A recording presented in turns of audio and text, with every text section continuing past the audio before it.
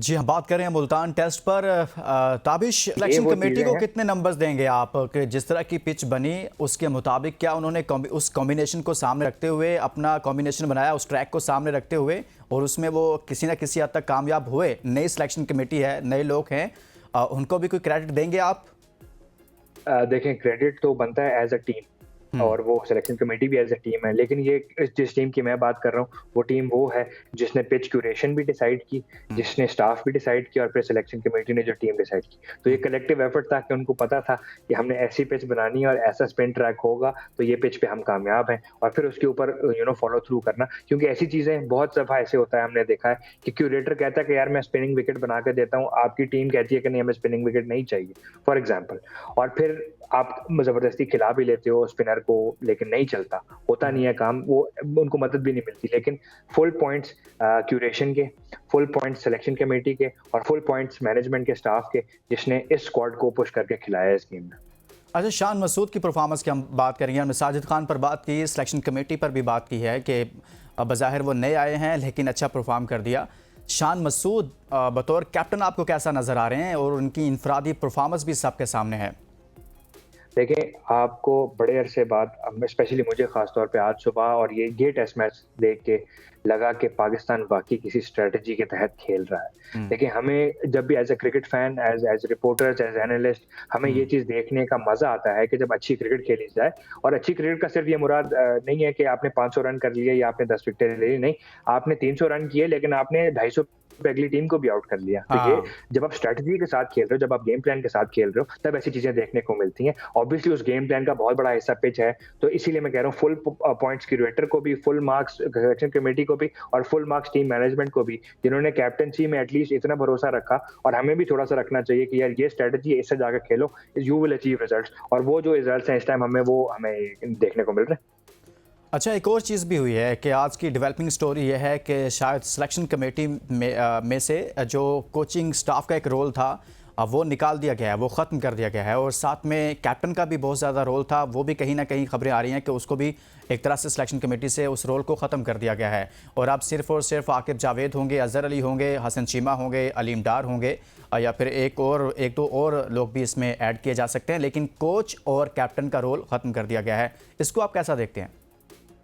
देखें, अगर हमने ट्रांसपेरेंसी की एक लेयर कायम करनी है ना, कि आप बताओ कि जब हम अफ़वाहें सुनते थे कि भाई ये उसका फ़ेवरेट प्लेयर है तो ये टीम में होगा ही होगा, हम्म। ये कोच का फ़ेवरेट प्लेयर है तो ये टीम में होगा ही होगा, ये कैप्टन का, ये इसका, हाँ। ये उसका।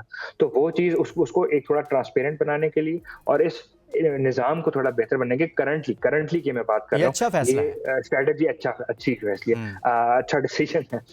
बट ओवरऑल देखें, जब अपने प्लेयर को एम्पावर करना होता है, जब अपने कैप्टन को एम्पावर करना होता है, तो आप उस एम्पावरमेंट में भी कैप्टन को थोड़ा-सा जो है ना इस चीज़ का वो दे सकते हो बेनिफिट कि यार आप भी बताओ कि आप किस तरह से खेलना चाहोगे।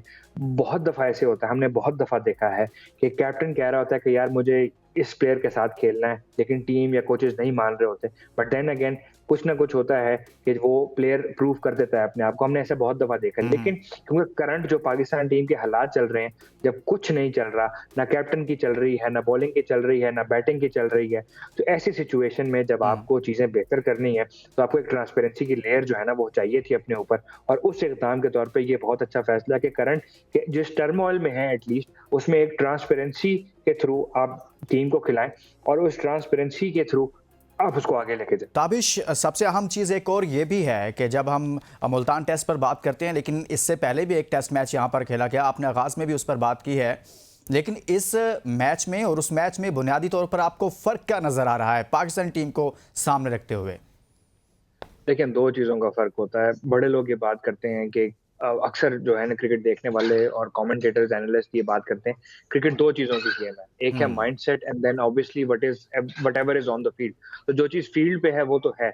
अब उसी फील्ड में कुछ बैट्समैन होते हैं जो बैटिंग में अपनी इतने अच्छे होते हैं, इतना कमाल रखते हैं कि वो ऐसे बैटिंग कर रहे होते हैं कि लगता है कि पिच जो है ना वो सड़क पे खेल रहे हैं। और हुँ। कुछ ऐसे ही बैट्समैन होते हैं जो बैटिंग ऐसे कर रहे होते हैं जिनसे लग रहा था कि ये पिच नहीं है, इस पे जो है ना शायद कांटे उ उगे हुए हैं। ये हुँ। उनसे खेली ही नहीं जा रही।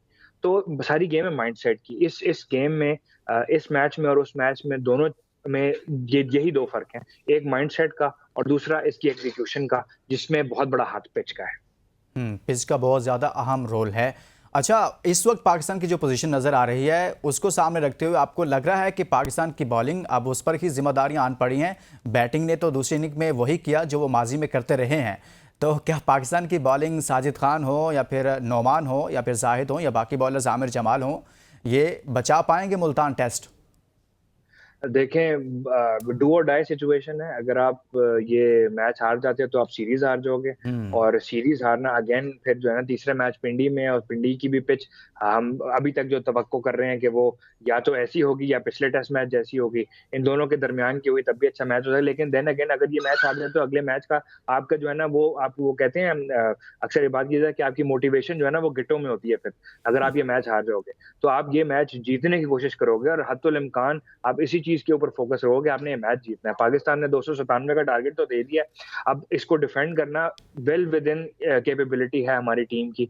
हमने पिछली इनिंग्स में भी उनको जल्दी आउट किया, हमने लीड ली 71 रन की। अब उसी को चलाने के लिए देखें, उनकी पहली इनिंग के टोटल से ज्यादा का थोड़ा सा 6-7 रन ऊपर है टारगेट के। लेकिन इस चीज को अगर पहली इनिंग की बॉलिंग देखी जाए तो बॉलिंग हमने अच्छी कराई।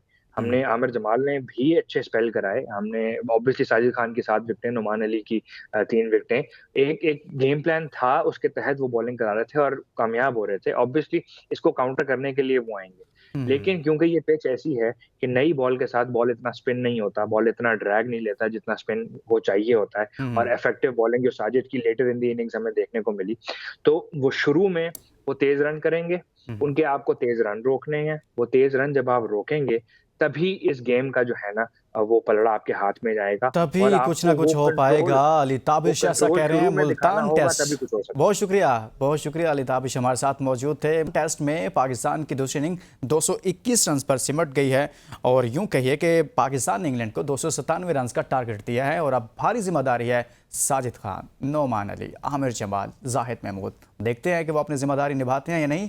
मुल्तान टेस्ट इनके हाथ में है। इसके साथ इजाज़त दीजिए और अपना बहुत सारा ख्याल रखिए। अल्लाह हाफिज़।